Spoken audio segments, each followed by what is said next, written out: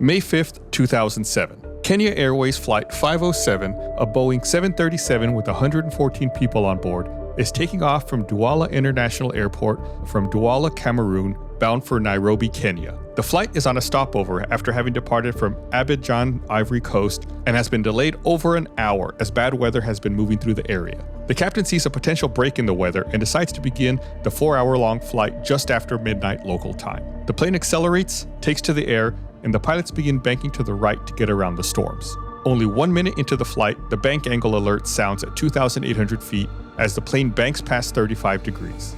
The pilots fight to level out the aircraft but are unsuccessful. The plane slams into a swamp, killing all on board. What happened to cause Kenya Flight 507 to lose control? Was there a problem with this brand new 6-month-old plane? Find out on this episode of Black Box Down. Hello everyone, welcome to Black Box Down. It's Gus and Chris. Hello, Chris. Hi, Gus. And people listening. Before we really dive into this, of course, I want to remind everyone to check out social media at Black Box Down Pod, Facebook, Instagram, Twitter. Also want to remind people RTX is coming up in just a couple of weeks, July 7th to 9th in Austin. Go to rtxaustin.com for more information. It's a big event with a lot of podcasts, comedy, internet content. You should come check it out. We're going to have a panel there with Black Box Down. And on top of that, of course, Chris and I will be doing other things for other projects we work on as well, if you're familiar with some of the other stuff we do. Yeah, we have stuff for Black Box Down. We also have Tales from Stinky Dragon, the other podcasts that me and Gus are doing. We have some live shows from that, Dungeons and Daddies, Red Web, RT Podcast. If you're a fan of podcasts, or if you just want to visit Austin, if you've ever been to Austin, Austin's a great city to visit, and this is a good excuse. Yeah. Again, July 7th to 9th, just under 2 months away. Again, more information at rtxaustin.com. Anyway, that's in the future. We're talking about the past. We're talking about Kenya Airways Flight 507 here. This was fairly recent, just a little over 16 years ago at this point. This flight was captained by Francis Mbatia Wamweya, who was 52 years old, had logged 8,500 hours on jetliners, and had been with the airline for 20 years. So, pretty experienced pilot. Yeah. A little bit of trivia about him. I think in the last episode, we talked about someone who had made the transition from being a flight engineer and became a pilot, as engineers were being phased out in the cockpit. Yeah. This particular pilot, the captain, had been a flight attendant for Kenya Airways. And then went to flight school and became a pilot. So someone else who, was around the plane and in the plane working there, in the airline, and decided to try to make the jump into the cockpit to actually, I guess the navigator was in the cockpit, but to actually manipulating the controls to fly in the plane. Well, I think that's really cool. And I don't know how this episode ends. Hopefully it worked out well for him. Well, we'll see. We got a lot to talk about. Yeah. And besides him, of course, the first officer was Andrew Wanyoik Kiuru, I hope I said that correctly, was 23 years old, had joined the airline 1 year before the accident. Kenya Airways is the flag carrier of Kenya, of course. It's headquartered in the Embakasi neighborhood of Nairobi, and its hub is at Jomo Kenyatta International Airport. It was founded in 1977, and, it's one of those, I feel like lots of countries have their flag carrier, the main one that services that country. And, of course, Kenya Airways is the one for Kenya. They had been going through a period of growth around this time. There was quite a bit of growth, helping people commute east to west along, Africa because of businesses that were growing. And the airline had invested in some new aircraft. This specific aircraft that was involved in this accident, like I mentioned at the top, was only 6 months old. And it was one of 3 737-800 series models that Kenya Airways had acquired from Singapore Aircraft Leasing Enterprises. So it was a very new plane. That's all that to say. The airline had been growing and they had just acquired some new planes. This was one of them. Man, I bet they were really upset when it went to the swamp. Well, I mean, yeah, in general, you're going to be any time. Well, yeah, that's true. But I was just like, if you have a brand new plane. For sure. This was one of 3 scheduled planes that were supposed to depart from Douala Airport around midnight that day. The 2 other flights were operated by Cameroon Airways and Royal Air Maroc. And the crew of the Cameroonian and Moroccan companies decided to wait more for the weather to improve, while Kenya Airways crew decided to depart because they had already been delayed over an hour. And the pilots were looking at their radar and they felt like they had found a path to navigate, to weave through the storms and get out of there. So they decided to take advantage of this break and, go for it. And you were going to try to vector around weather. 24 seconds after takeoff, while climbing through 1,000 feet, the captain called for the first officer to engage the autopilot. And, the captain let go of the control wheel. I want to point out, this was a very quick flight. I think this plane was in the air a total of less than 2 minutes. Oh. Yeah, so normally when we do these episodes, we try to spend a bit of time talking about the flight itself and, what was going on and what happened. This flight was so quick, there really is no time for that. So we're just going to kind of say exactly what happened here right at the top. Okay. So like I said, 24 seconds after takeoff, they were climbing through 1,000 feet. The captain called for the first officer to engage the autopilot, and he let go of the control wheel. However, the autopilot did not engage, nor was the message acknowledged by the first officer. Oh. Yeah, the aircraft then entered into a slow right roll that kept slowly increasing. Oh. So he just started the turn and then just walked away from the wheel, or not walked away, but you know what I mean? Well, because remember, like I said, there were some storms in the area they were trying to vector around, and it just so happened their plan was they were going to go to the right to try to get around the storms. He says, engage the autopilot. The first officer doesn't respond, and the captain lets go of the control wheel, thinking that the autopilot's engaged. And if he notices the control column banking to the right, he might think, oh, well, we're supposed to be going to the right anyway. This is normal. But okay, it was not normal. Is it a thing where if you just let go, it's going to start turning? Like, okay, in your car, if your alignment's off and stuff, you let go of the wheel and your car might start turning slightly, veering one direction, versus when you're in alignment, you just let go and it goes straight. Mm-hmm. How does that work with planes? It just so happened that this specific, so every plane flies a little different, and it just so happened that this specific plane had a tendency to roll to the right ever so slightly. Oh. Like if you weren't holding onto the controls. Like you said, your car analogy is perfect. It's like, it's like in your car, if you let go of the wheel and it slowly starts, drifting a little to the right. It was like that with this plane. So to maintain wings level, when they were flying, they would have to give it just a little bit of a turn to the left. So when the captain let go, that's why it began slowly banking to the right. And they didn't notice anything was wrong until the bank angle alert sounded when they were at 2,800 feet. And that alert sounds when the aircraft begins to bank past 35 degrees. And remember, it was nighttime. It was around midnight. There was a storm, so they couldn't really see outside. There were no landmarks. There were no lights or anything. So it was just pitch black out the windows. So there was nothing to orient yourself with. So it can hinder your spatial awareness. And we talked about that a lot before, how when you're in a plane, like your equilibrium's all messed up. You may think up is up and down is down and left is right, but that's not necessarily the case. And that's why there are instruments that measure it for you. Exactly, especially on takeoff when you're accelerating and you're climbing. That we've talked about how the fluid in your ear settles backwards or like moves back, and it makes you think that maybe you're more pitched up than you actually are. It's very dangerous. That's why you need to trust the instruments. So because they had hindered spatial awareness, they began trying to fight with the controls to level the plane back out. Then as they were doing this, the captain then activated the autopilot. Like I think, as he's fighting with the controls to level the plane out, he probably notices the autopilot's not on, then reaches over and pushes it to activate it. So he asked the first officer to turn the autopilot on? Is that what he Yes. Okay. But the first officer didn't see it or didn't hear him or respond or do it. Correct. He didn't do it. It's unknown whether he didn't hear him or just didn't do it, was distracted by something else. But regardless, he did not acknowledge it. And we've talked about this before, where normally one pilot says something and the other pilot cross-checks it. Crew resource management thing of communication and like, you do this. I heard you. I received. Yeah. Yeah, done. Absolutely. At this point, the captain does activate the autopilot, but he's still pulling on the controls and fighting them, and he overrides the autopilot, which leads to a further increase in the bank angle. Because they want a pilot to be able to override the autopilot. That should be what you want. So he tries to activate it, but it's still like pulling the controls too much. So the autopilot disengages, thinking, oh, well, the pilot's got it. I've got to, deactivate here. But why was he banking? He made the banking worse? Like, if he was trying to correct it, was he correcting the wrong direction?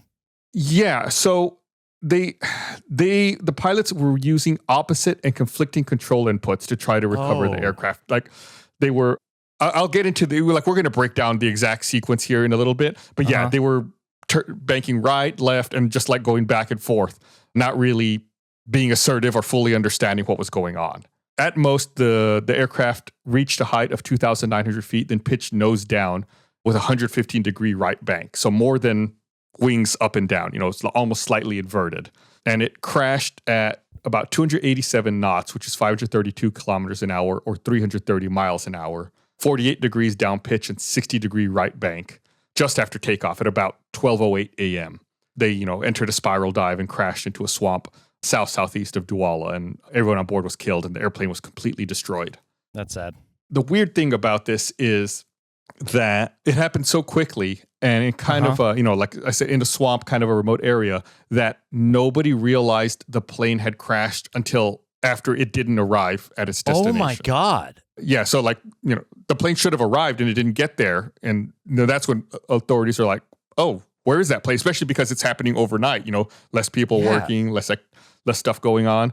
They didn't discover the wreckage until May 6th. They took off just after midnight on May 5th, so the entire day of the 5th passed, and then on the next day, on the 6th, they finally found the wreckage. Goodness. So for a good 24 hours, it was a mystery as to where did that plane go?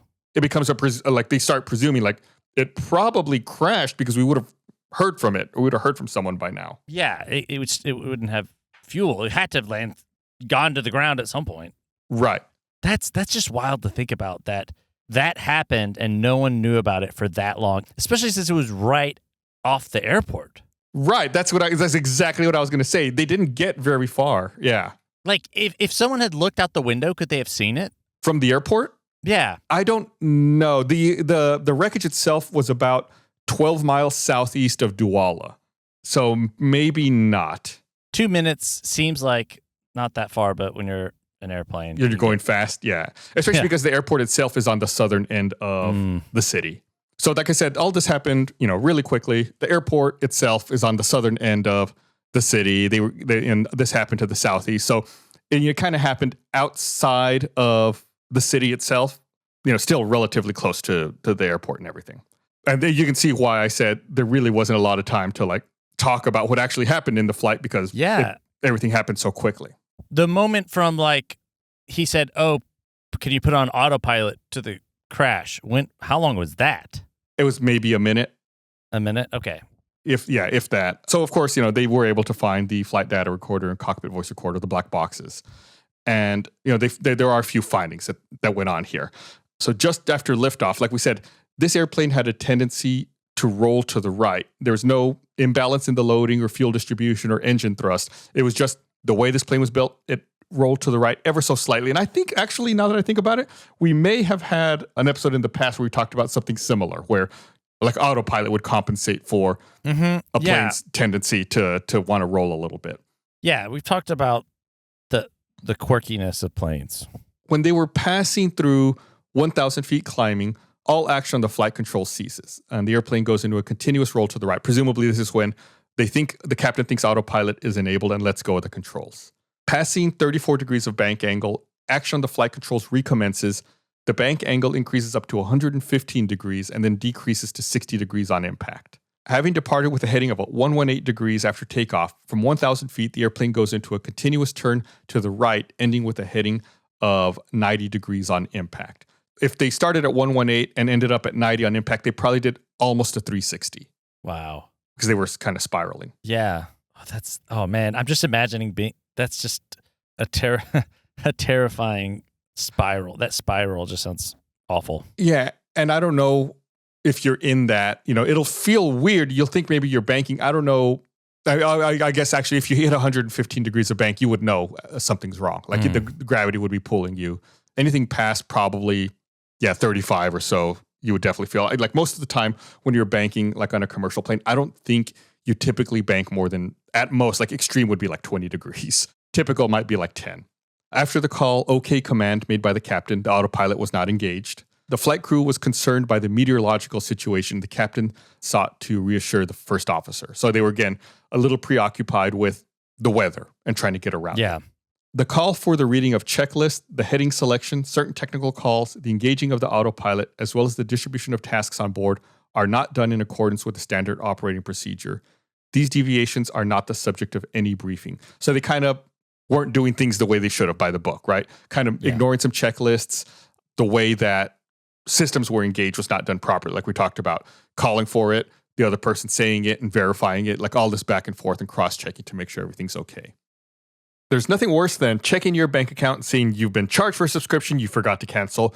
Of course, it's when you try to cancel a subscription, the website makes you double, triple, or even quadruple confirm that, yes, you really do want to indeed cancel. The scary truth is over 80% of us have subscriptions that we forgot about, so you could be charged for things you aren't even using without realizing it. Thankfully, Rocket Money is a personal finance app that finds and cancels your unwanted subscriptions and monitors your spending and helps you lower your bills all in one place. Rocket Money quickly finds subscriptions for you, and for any you don't want to pay for anymore, you just hit cancel, and Rocket Money will cancel it for you. It's that easy. Over 3 million people have used Rocket Money, saving the average person up to $720 a year. Even if you think you're on top of it all, you've probably forgotten something. I know I did. I tried it out, and there was like a very niche video subscription service that I had used for a while that I forgot about that I was still getting billed for. Rocket Money identifies it and then makes it super simple to cancel. But, and that money adds up. So stop throwing your money away. Cancel unwanted subscriptions. Manage your expenses the easy way by going to rocketmoney.com/blackboxdown. That's rocketmoney.com/blackboxdown. rocketmoney.com/blackboxdown. Hey everyone, I want to take a moment to remind you, RTX 2023 is happening. It's July 7th through 9th. It's coming up really soon. RTX is our favorite time of year. We get to interact with all of the amazing people that give us the opportunity to make content. It's a celebration of all things Rooster Teeth with panels, special guests, community artists, cosplay, and more. So be exclusive reveals, meets and greets with Rooster Teeth talent, special merch available only during the event. Rooster Teeth has shown some of it on their social media account with Travis the Bat and Willie the Armadillo. Super adorable. I'm really excited to get some of that stuff. And we're changing up how the convention feels this year. It's going to be awesome. Imagine a mini Epcot-style convention show floor with different attractions and activations from your favorite Rooster Teeth brands, all wrapped up in a summer camp theme. It's the summer camp for indoor kids with Face Jam's Rat and Grackle Pub, a Red Web escape room, a Face Museum, Achievement Hunter mini golf, and even more cool stuff that we're saving for attendees to experience. So thanks for listening to us get excited about RTX. We're looking forward to meeting all of you there. Head over to rtxaustin.com to get information about the event and to buy your badge. This episode is sponsored by BetterHelp. It's so easy to get caught up in what everyone else needs from you and forget about your own needs. I know I've been guilty of sometimes putting other people before myself too much, where I end up mentally exhausted and burned out. Luckily, therapy can give you the tools to find more balance in your life so you can keep supporting others without leaving yourself behind. Therapy can also be a great tool for learning positive coping skills, learning how to set boundaries, and empowering you to be the best version of yourself. If you're thinking of giving therapy a try, BetterHelp is a great option that's convenient, flexible, and also it's entirely online. You can choose sessions that are suited to your schedule so you can fit it in whenever works best for you. All you have to do is fill out a brief questionnaire, get matched with a licensed therapist, and you can switch therapists at any time for no additional charge if that's something that you want to do. Find more balance with BetterHelp. Visit betterhelp.com/blackboxdown today to get 10% off your first month. That's BetterHelp, HELP.com/blackboxdown. 10% off your first month. Visit betterhelp.com/blackboxdown. So you were asking about how long all of this took, right? So I'm gonna do a real quick breakdown of how everything laid out and the timeline for everything and how it happened. At 11:20 p.m., they initially request startup clearance from the tower and obtain it, but then at 11:37 they canceled it in order to wait for the storm to pass a little bit. At 11:54, they request and obtain a new authorization to start up. 11:57 and 49 seconds, they check their flight controls, and they're beginning their before takeoff checklist stuff. 10 seconds later, flap selection is 5 degrees down, and they begin taxiing. At 11:58 and 6 seconds, the captain remarks the 2 engines are running normally, and at 11:58 and 42 seconds, the first officer calls for the before taxi checklist, and that takes them 21 seconds, and the before taxi checklist is complete. At 11:59 and 8 seconds, the first officer requests authorization to taxi, and the tower tells him to hold position.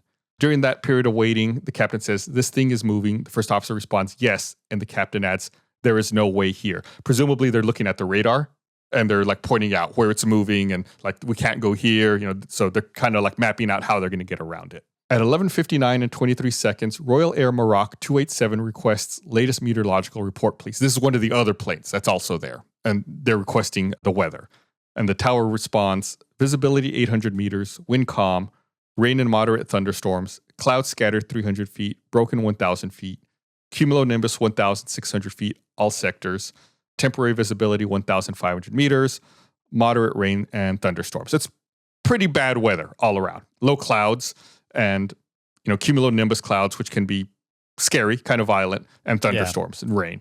And then that Royal Air Maroc, radios again asking, according to Meteorological Service, the storm will go away after how much time? And the tower responds, well, actually, the tower calls the meteorological office and then responds, the visibility will improve slightly, but the thunderstorm will persist till morning. So basically saying there's going to be storms all night. Mm-hmm. At 11:59 and 47 seconds, Flight 507 is cleared to taxi and backtrack for runway 12. The first officer announces 106 passengers, 8 crew members, 5 hours and 45 minutes of endurance. So that's how much fuel they have, just under 6 hours of fuel. And this was going to be a 4-hour flight. Right at midnight and 6 seconds, they begin taxiing for the runway. The first officer switches his weather radar on his display. At 12:01 and 46 seconds, the first officer reads back the departure clearance, saying, cleared after departure, runway 12, cleared to Nairobi, flight level 370, Edebe, i.e. departure, Kenya 507. Edeba is just like their waypoint and the departure they're taking out from the airport. It's just like an established way, like this is the route we're taking out. The tower asks that they call back when they're ready for takeoff. Then at 12:04, the first officer announces the before takeoff checklist is complete.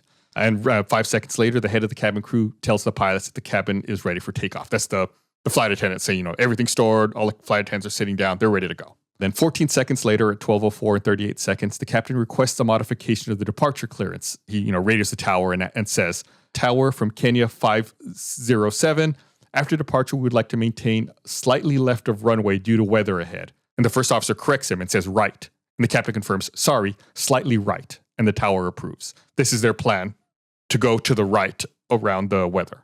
Everyone's cool with this plan. Like, this plan was fine going around the weather. Like, it wasn't anything they shouldn't be doing or... Yeah. Okay. No, totally fine. The weird thing here is that the captain initially says left, and the first officer has to correct him and says right. Like, that's a pretty big mistake. Like, in my mind, looking at that, you think that maybe the captain doesn't have a full mental picture of what's going on. Like, maybe it's just a slip up. Maybe it's just a slip of the tongue. But like, I would be really worried. Like, are you sure you know what we're going? We're going to go this way, right? At 12:05, the pre-selected heading is 118 degrees. The pre-selected initial climb speed is 150 knots. They put auto throttle on. They begin their takeoff run, and the captain is the captain flying. I got to pause here again after saying that. I'm reading a pretty thorough recap of everything that happened. A little earlier, just 4 minutes earlier, when the tower, was going over their clearance departure or the departure clearance, the tower asked, hey, call me back when you're ready to take off. Nowhere in here did I say that they actually called the tower back to tell them they were ready to take off. They just started going. Took off? Yeah. Wait, that's a big boo-boo. That's a big no. That's a big no-no. Yeah, so right? They finished all their stuff. They're like, all right, we're going to take off. We're going to go to the right. And then they just started going. Luckily for them, it was stormy and nighttime, not much traffic. So it didn't create an issue. But when it's busy, you can't do that. You need to wait for your takeoff clearance. Yeah.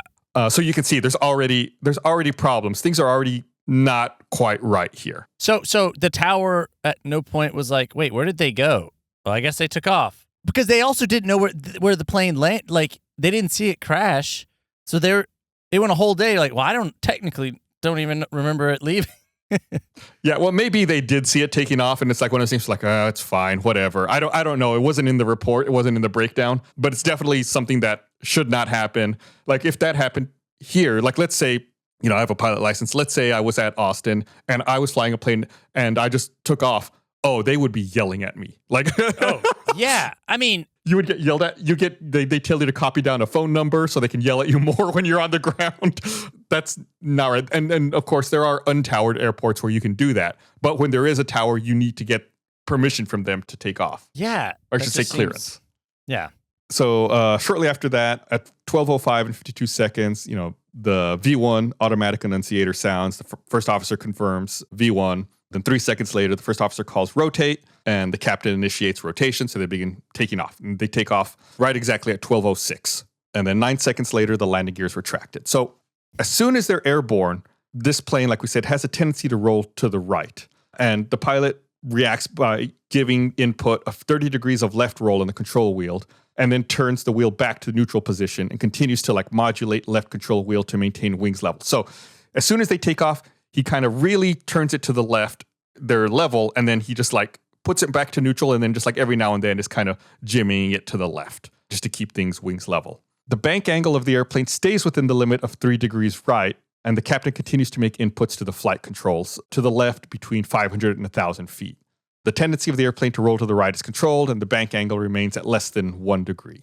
And during the same period, several inputs on the pitch trim for nose-up attitude are also apparent. So that's not unusual. You know, just kind of giving it a little bit of left to keep things level. Mm-hmm. At 12:06 and 24 seconds, at about 1,000 feet and climbing, all action on the flight control ceases till 12:07 and 19 seconds. So what is this? This is 24 seconds after takeoff. They're at 1,000 feet.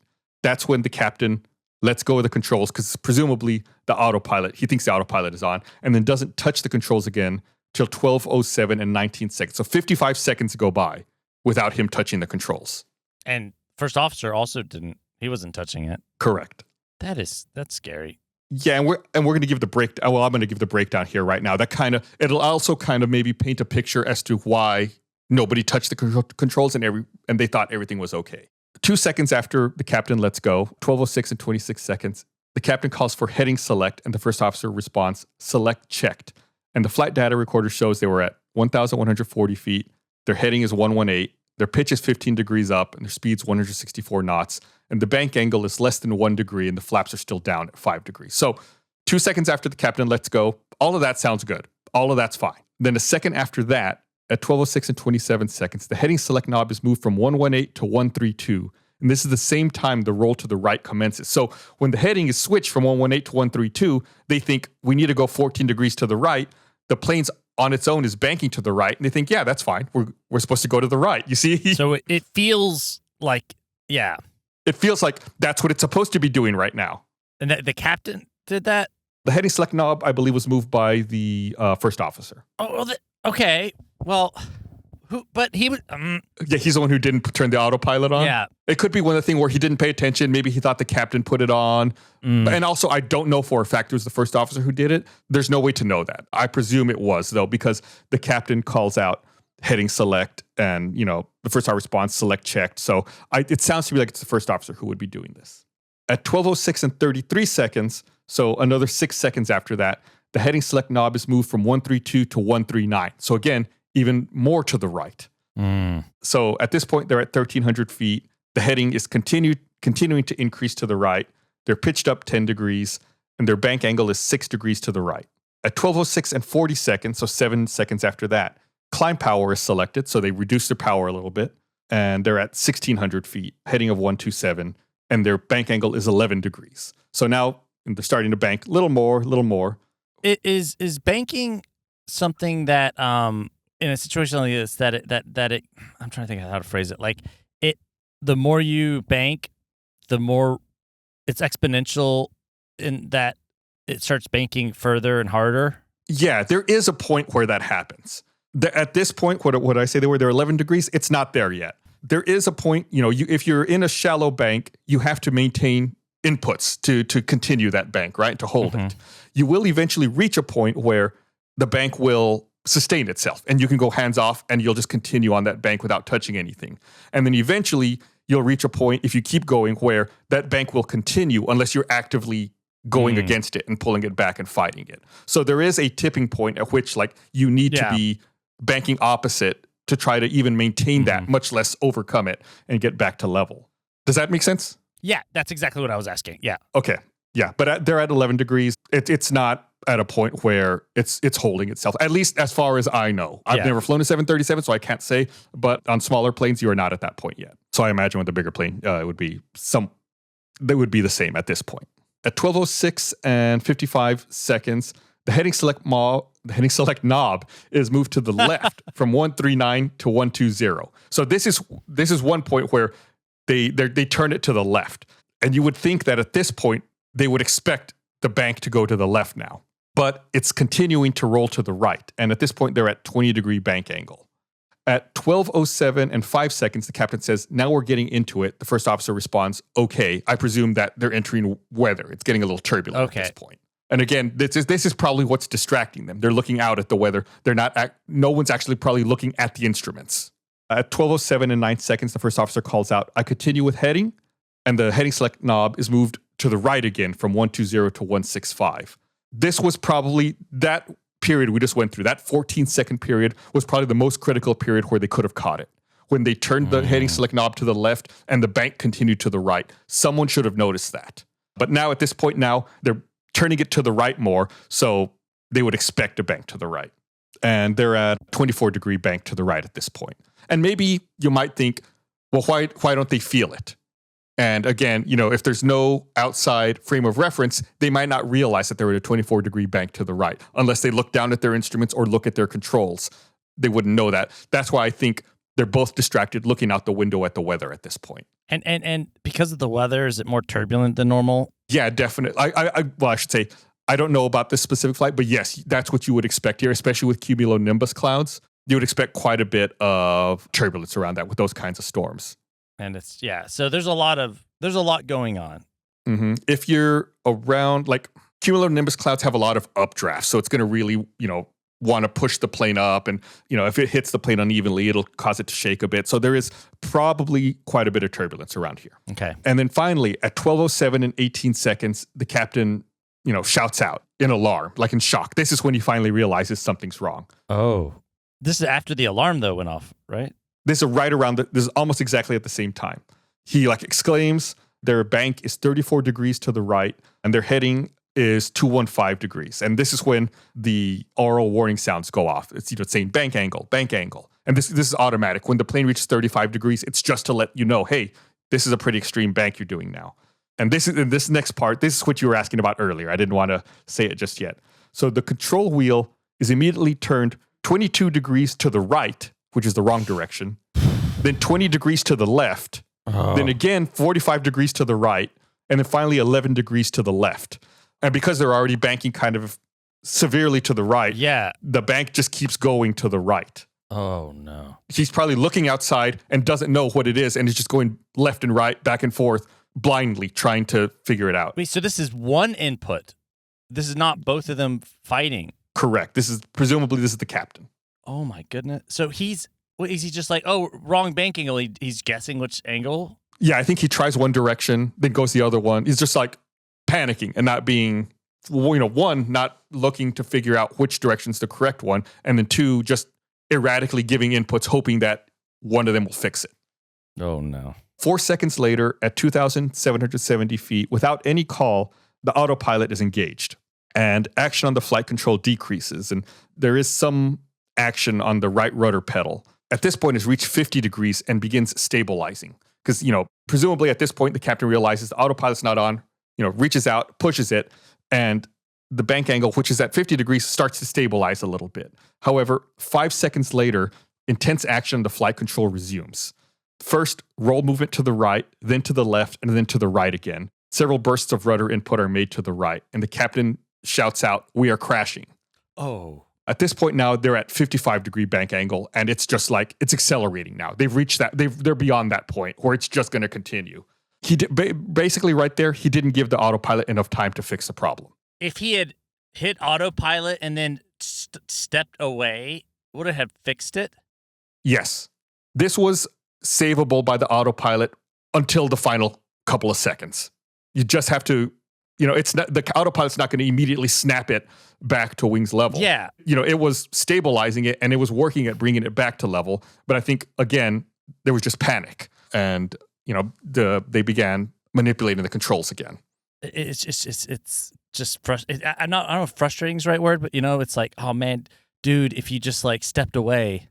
Yeah, just let go. But let the autopilot do its with thing. the autopilot on to be right. But I mean, of course, he's panicked. He thinks he's crashing. Maybe he doesn't know. Maybe he thinks the autopilot was on, and the autopilot's what got them in this situation. Oh, so maybe he hits it and then thinks, well, wait a minute. That's why we're here. The autopilot did this. Maybe it's broken. I didn't even think about that. We have the luxury of knowing the autopilot was not on. He didn't know that necessarily. So he may think, well, if I don't touch it, is the autopilot going to continue crashing us? And what's the first officer doing? Is he inputting controls? Well, at this point, after the the captain says, "We are crashing," the first officer says, "Right, yeah, we are crashing, right." Maybe it's the tone in which you read that, but it sounded super casual. Oh, yeah, no, I'm sure it wasn't. I've not heard the recording. I just have the text here. But yeah, it's a very passive tone to be taking, especially if you're a pilot.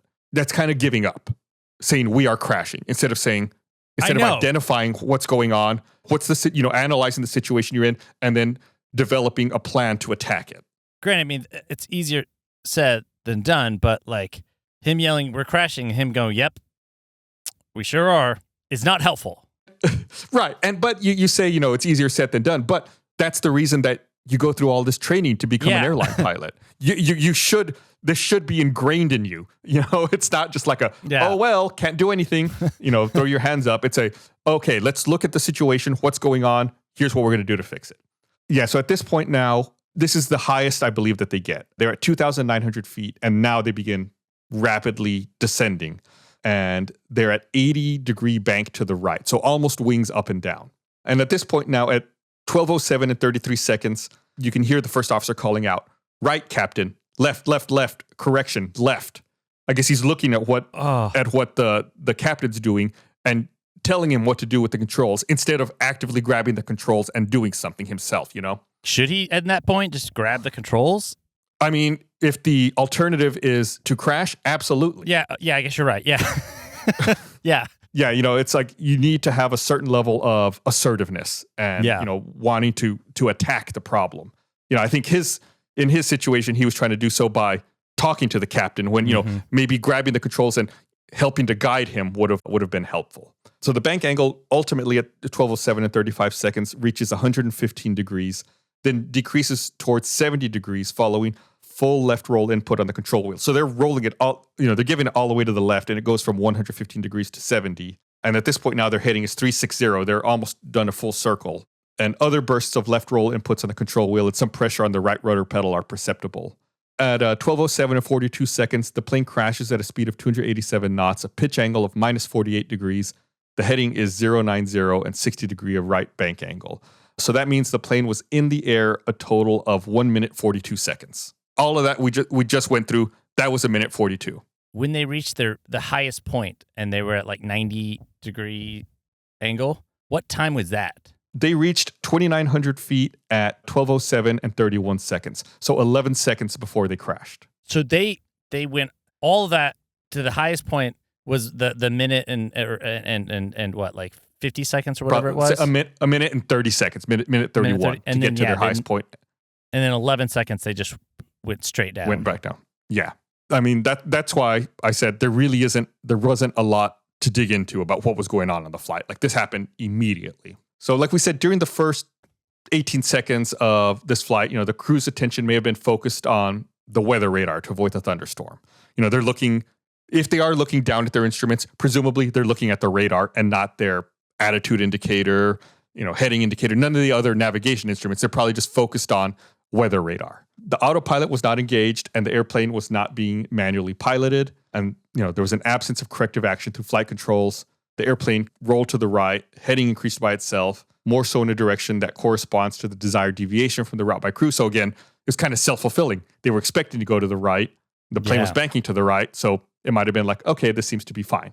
The captain called OK command to engage the autopilot and then behaves as though the autopilot is effectively engaged, something which is neither confirmed by the announcement by the first officer, nor by the computer, nor by the behavior of the airplane itself. On the other hand, the automatic activation of the speed trim following excessive increase of speed could contribute to sustain his false impression of autopilot being engaged. So, there were other automated systems that may have been working that aren't autopilot. Then they may have been kicking in that may have maybe made him thought the autopilot was doing something. There is no evidence why the autopilot didn't engage, but the flight data recorder indicates a slight control column pressure as OK command call is made by the captain. There's a possibility the selection was made, but the pressure on the column interfered with the engagement of the autopilot. So what they're saying here is that it's possible maybe the first officer did hit the autopilot button, but maybe the captain was, giving control column pressure at the same time and it overrode it at the same moment. Maybe, kind of like it's unknown. That doesn't seem likely But it doesn't seem likely. But you know how these reports are. They have to deal in absolutes. So they have to like go through every possibility here. It's also possible, I'm sure you've had this before, where, you know, working with a computer or your car or something, you push a button and it doesn't work and you have to push it again. You know, maybe that happened. That's definitely happened to me before, where you push it, like, maybe I didn't push it hard enough. You got to hit it again. Who knows? The behavior of the flight crew during these 55 seconds demonstrates a lack of rigor in piloting, non-respect of the repartition of tasks on board, confusion in the use of aircraft systems, and poor situation awareness. So that's the tough one, right? It's just like, it's poor execution of the things that they need to do, poor situational awareness of what's going on around them. And this is the thing that I think you had asked about before. Simulations of the event prove that if the captain gave the autopilot time to take control, the 737 would have recovered, but his erratic inputs prevented that from happening. I think they said that the autopilot could have saved it until they were practically on the ground. Like it just in the final few seconds, it became too late. But for the most part, the autopilot could have recovered this. When the bank angle warning went off, there was no discussion about what was happening until the pilot called out, "We are crashing." And the first officer said, "Yeah, we are crashing," which is, again, also very frustrating. There was no attempt at analysis or even like assessment of the situation, or even this is happening. This is what's happening. Yeah. God, it is really just so passive, I think is the word you used. Right. Very passive. I think that's the word that was used repeatedly in the report. And you may ask, like, why was the first officer so passive? Why was the first officer not more engaged in dealing with the situation? Well, listening to earlier recordings, I don't know if you remember, I very much in passing at the top of the episode, I said that this was a stopover for them. This flight actually started in Ivory Coast, stopped over in Cameroon, and then crashed on its way to Nairobi, Kenya. On the first leg from Ivory Coast to Cameroon, the cockpit voice recorder showed the captain was berating the first officer. Oh. Calling him stupid and telling him to shut up. Whoa. Yeah, and investigators think this led to the first officer kind of like shrinking away and, you know, made him hesitant to speak up and, you know, made him more passive and thus made the crew less effective. And we've talked about this when it comes to like crew resource management. You need both pilots to be like almost on equal footing, where even the junior pilot can chime in when he thinks or when they think they see something wrong and, you know, try to pull it to the attention of the captain. So, you know, this treatment of the first officer led investigators to dig a little more into the captain's professional history. Ooh. And they discovered he had a lot of shortcomings in his history about being overbearing and authoritarian to other crew members, which is not what you want. Kind of like a tyrant captain who, you know, yells at people and makes them unwilling to contribute. Yeah.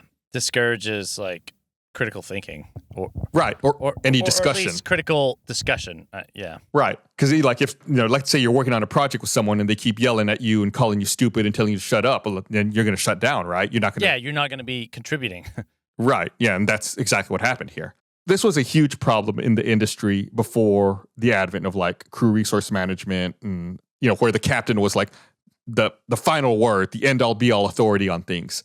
And CRM really helped get rid of that problem. But obviously you see here, it can still rear its head. The captain had actually, in the past, he had been sanctioned and underwent line retraining and proficiency check 3 years earlier. And it had been ordered because the captain's decision to initiate a diversion due to a standby instrument failure during a scheduled passenger flight. And management had considered that the diversion demonstrated a lack of understanding following failure of airplane systems and redundancies that are designed into the system. So I guess 3 years earlier, the captain had diverted due to a standby instrument failure. And like management realizes like maybe he doesn't fully understand these systems if he called it diversion because of that. Like it really wasn't that big of a deal because there's other redundancies. Like he doesn't understand everything that's going on.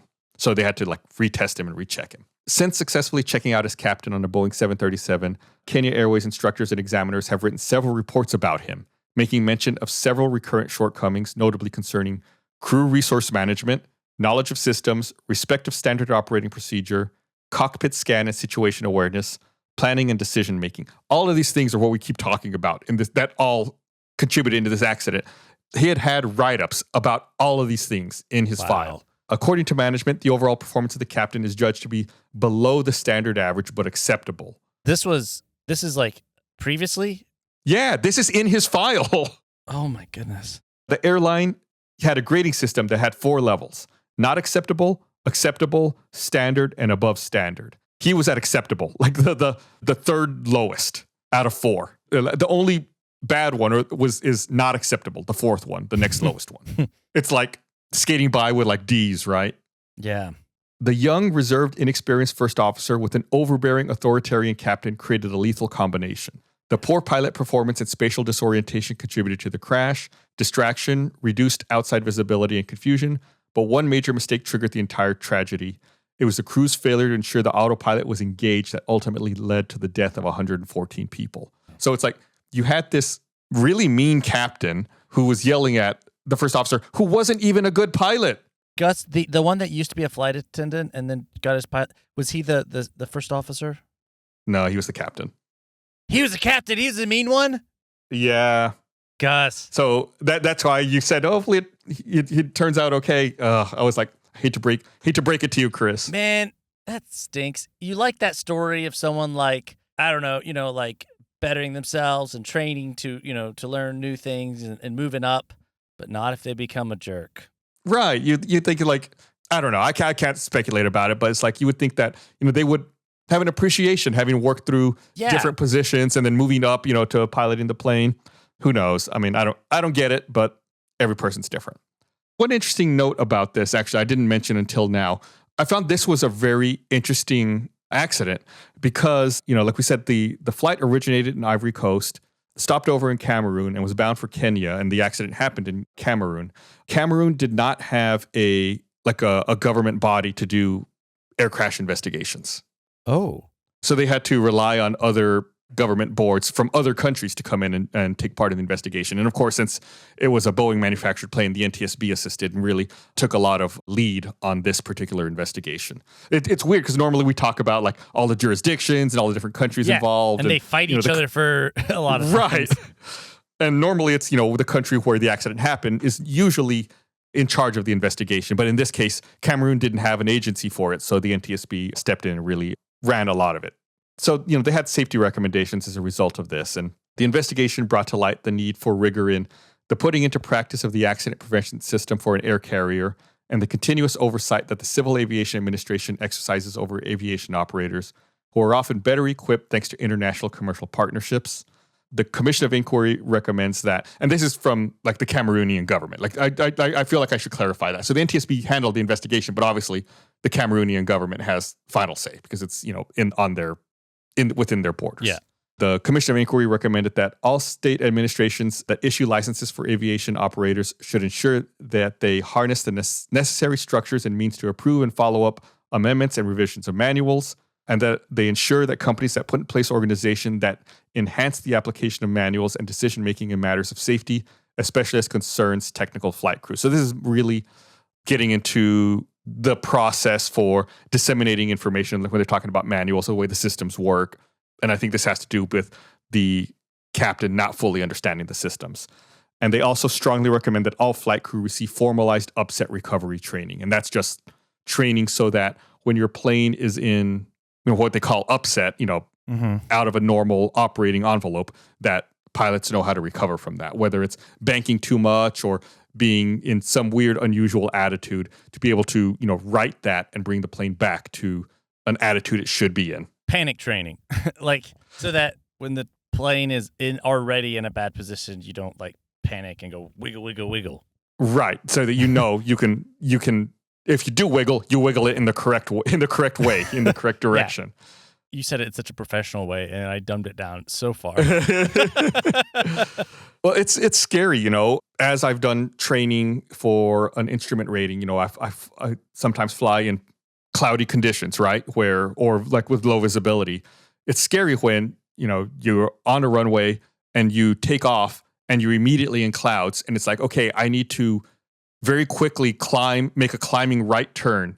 It's like, but you want to make sure that you're not banking too much. You want to make sure you're not climbing too steeply so you don't stall. And there's no way to see anything, right? It's like in this case, like everything's grayed out. Everything looks the same. It's like you have to rely on looking at your instruments and trusting them and being like, this is all fine. Like this is all what I need to be doing right now, and taking small corrective actions to make sure things don't come out of control. Because when you're climbing, you're kind of slow coming off the ground.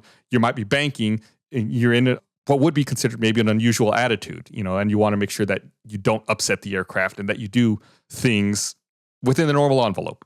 Yeah. But all that to say, this was just because autopilot wasn't activated. Yeah. It also makes me wonder, like, I can understand wanting to use the autopilot, if it's kind of stormy, but maybe should have hand flown it a little longer, activating it that low. I don't. Yeah. I don't know what standard operating procedure for the airline or for, flying a commercial plane like that is, but I would think you would want to hand fly it a little more until you get, you finish this deviation around the weather and you have some more altitude, and then be like, okay, then you can relax a little more and let the autopilot kick on. But again, I don't know if they were distracted looking at weather radar or worried about it. I'm not there. I'm not a commercial airline pilot, so I can't speak to that. But yeah, that's it. Kenya Airways 507, a flight where just like a simple button push could have saved it. Speaking, all this talk about bad attitudes, Gus, made me think about our bad attitude shirt and coffee mug. I was wearing that shirt yesterday. I love that shirt. Your bad attitude has upset me. Yeah, which if you... it's so funny. If you want to check it out, you go to store.roosterteeth.com or check our link tree. We get a bunch of Black Box Down merch. That one's one of my favorites. I wore that shirt when I took my pilot test for my test flight pilot license. I love that. Great shirt. Yeah, that's it for this episode of Black Box Down. Again, don't forget to give us a follow on social media at Black Box Down Pod. Don't forget, we got RTX coming up in a few weeks. You can get more information at rtxaustin.com. And as we mentioned before, we are wrapping up Black Box Down. Our final episode will be out, I believe, June 28th, just before RTX. So we'll be doing, a panel there, like I said, looking back over the last 3 years of plane crashes that we've covered. But Chris and I both have other projects that we currently work on, like Tales from the Stinky Dragon, our Dungeons and Dragons podcast. Mm-hmm. And we're both also working on new upcoming podcasts that haven't quite been announced yet. I've got a new one I'm working on that's kind of an overview of... It sounds boring, but there's an angle to it that I really dig. It's kind of an overview of the Cold War and a breakdown of the history of the Cold War with a very interesting twist that I'll be talking about more here real soon. But yeah, that's it for this episode, and we'll be back next week with another one. Bye. Bye.